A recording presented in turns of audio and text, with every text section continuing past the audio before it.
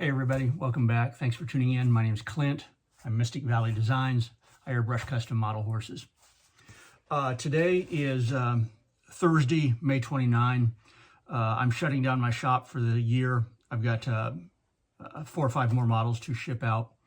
They're all painted, clear coated, all that neat stuff. And the reason for all this, I'm returning to my day job at General Motors. I build Chevy trucks on the assembly line. So anyway, today is a day that we're going to do something a little bit different. Here is a model, Peter Stone. Yeah, Peter Stone. I got that right. It's a Peter Stone model that was a factory test model that the client sent to me, and they needed it repaired or restored. So it's really not my paint job. I just simply fixed a few chips and scratches and reshaped the tail. You know, just a minor touch-up, so to speak. So anyway, today's video is going to be about boxing and shipping a model, how I wrap it. And there's a million ways to wrap a model, and a lot of people go nuts with the toilet paper and stuff like that around the ears, and you know, that's good. It's not bad, but in my opinion, it's a little bit overkill. But anyway, here's how I do it. So the first thing we're going to do. I have something called a production control sheet, and you've heard me talk about that in the past, and it just sort of keeps me on track of what I'm doing and what I need to do to this model. First thing, I'm going to gobs of notes, you know, what I did, what I touched, why I touched it, what it looked like before, a couple of photographs afterwards, communications with the client. So the first thing I'm going to do in this video is go over my list of supplies and how everything sort of ties together at the very end before this goes back to the client.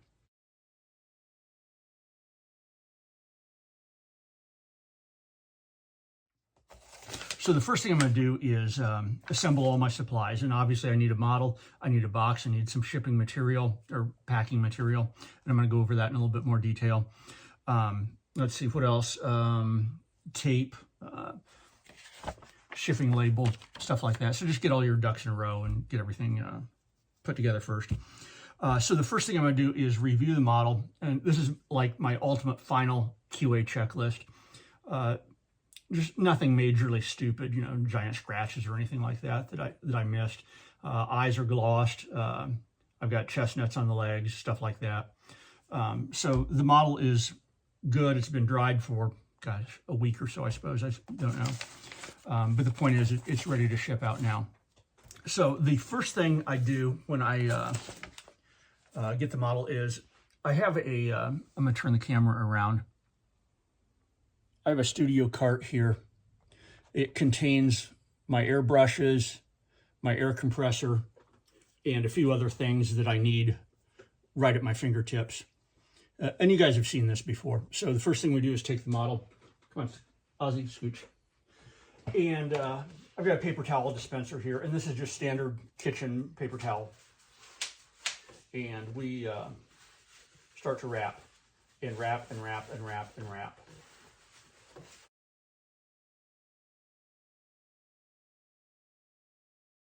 And I will literally use 8 or 10 feet of this at the least. Oh, probably even more than that. 12, 15 feet of tape, or of kitchen towels here.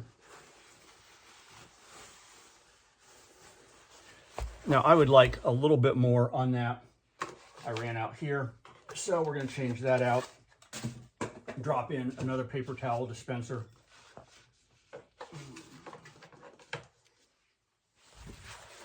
And just put a few more extra wraps. In my opinion, oh, come on. This stuff is cheap and it's good insurance. So, you know, I mentioned that some people will go nuts on the toilet paper. I have found this to be completely adequate.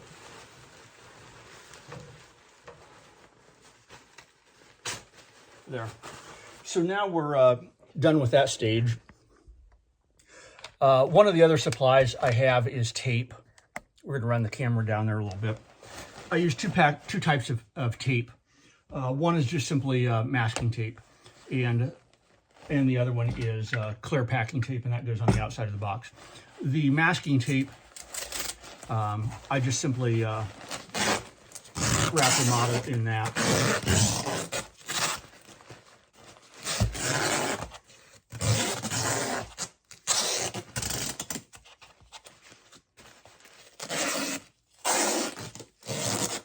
And again, tape is cheap, use lots.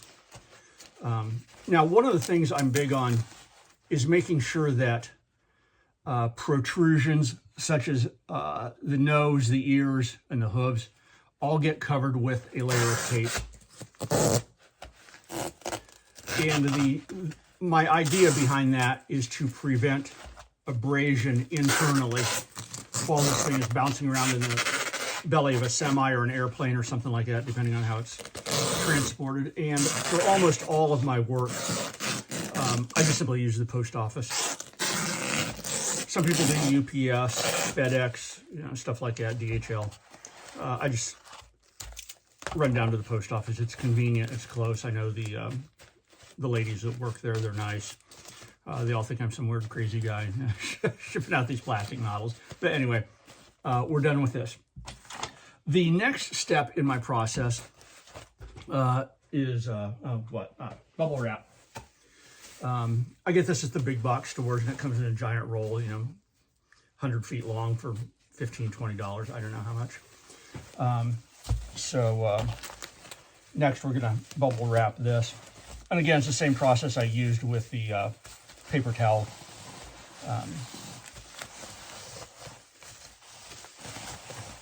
Just make sure everything's covered.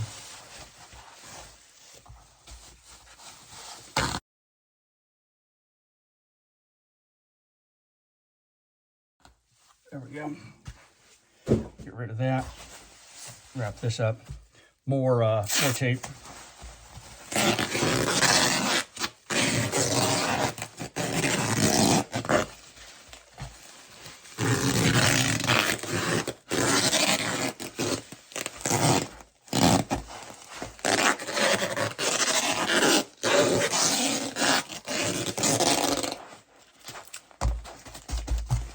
Okay, so now I've got a pretty well padded specimen here.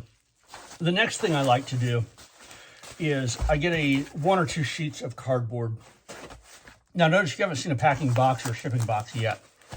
The model goes into what I call the inner layer, so to speak. And the point of this inner layer is to isolate the model so it's not shifting or getting bounced around on the inside of the box. And we put a little bit of stress or tension on this. And this will make a lot more sense in a few minutes.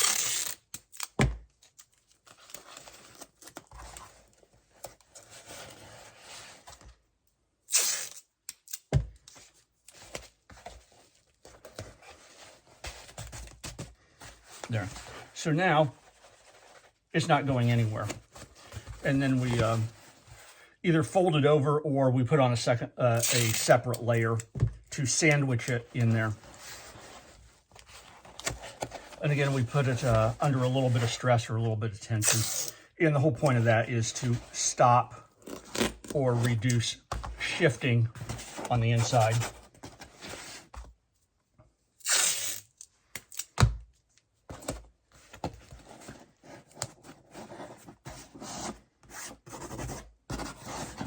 There. That is not going anywhere, and I think I'm done with this tape. Next comes the box. And this is going to go inside just like that. I'm going to get a little bit more padding right in here. Give me a moment. And for this padding, I'm going to be reusing or repurposing more bubble wrap that was used as shipping when the model came to me. So I try to waste as little as possible in my process here.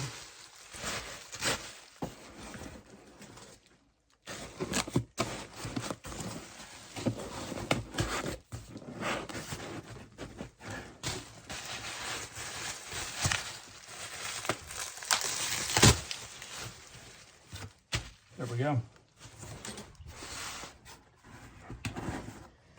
This folds over. And again, I'm, repurposing boxes that have served their purpose in a previous life. Okay, back to this tape just for a second. There. This is really ready to go. So now comes the packing tape, and it's just going to seal everything together. And again, I like to create tension under this so it's compressed.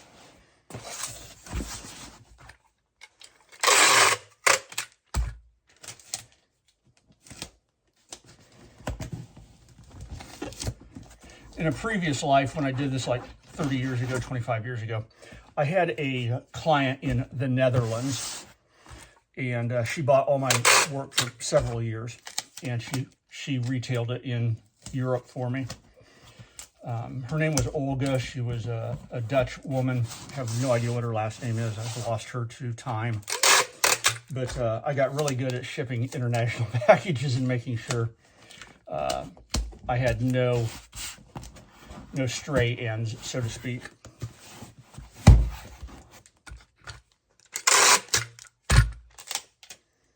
So in my opinion, packing tape is cheap. Use lots of it.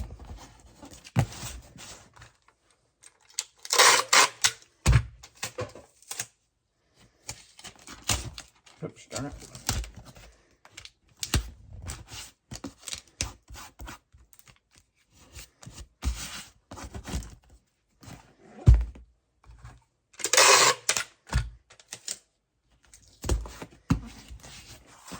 Let's see what's missing. Here we go.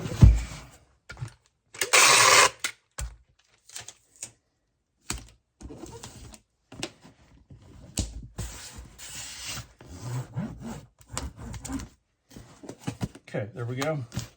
The next thing I like to do is just simply come in here and kill off any UPC codes that might accidentally get scanned. I know the chances of that happening and goofing up a shipping label, I know that the chances of that is absolutely zero, but I just simply like to leave nothing to chance. So I go over it and just simply make sure there's no previous or prior shipping labels, anything like that. And then finally, my shipping label goes here.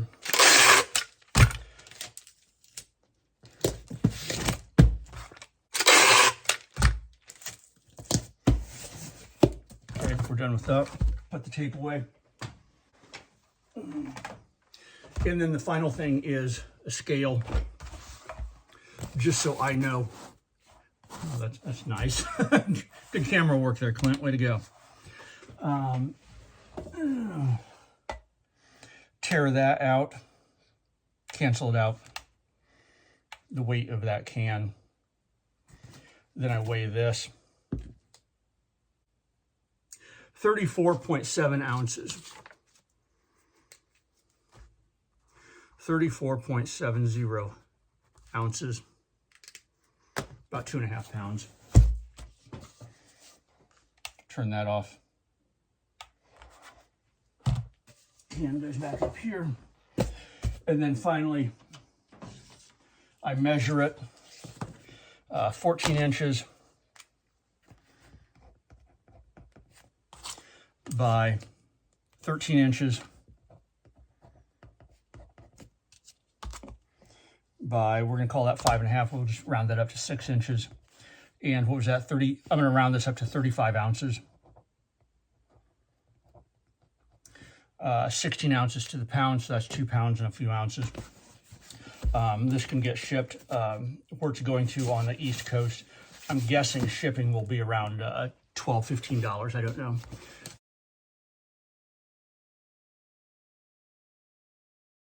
But anyway, that's how I box up a model. I'm going to summarize this real quickly. We started with the model, the box, 2 types of wrapping material, the paper towels and the bubble wrap. We sandwiched that inside an internal protector, put a little bit of tension under that with just simply with plain masking tape, wrapped everything up in masking tape, put that into another box filled with padding, then sealed the box with clear shipping tape. What else? Model, wrapping, bubble wrap, internal protector of the box, production control sheet, we talked about that, 2 types of tape and the label, and then the the scales there to weigh it and measure it. And that's how I ship a model. So, you know, the whole thing took 10 minutes, I suppose. I don't know. This says 16 minutes right now. And that's on the long side because I'm narrating this. But make sure everything is down tightly. And boy, that's not going anywhere. Good protection on all 6 sides. The only thing I cannot prevent is just simply plain old crushing and puncture wounds. But this can be, dropped out of the box at the back of a shipping container, a shipping truck, and it's not going to get damaged. So anyway, folks, my name is Clint. I'm Mystic Valley Designs. I airbrush custom model horses, and today we're shipping out a model to one of my clients. So thanks for tuning in. Take care. Peace out. Bye now.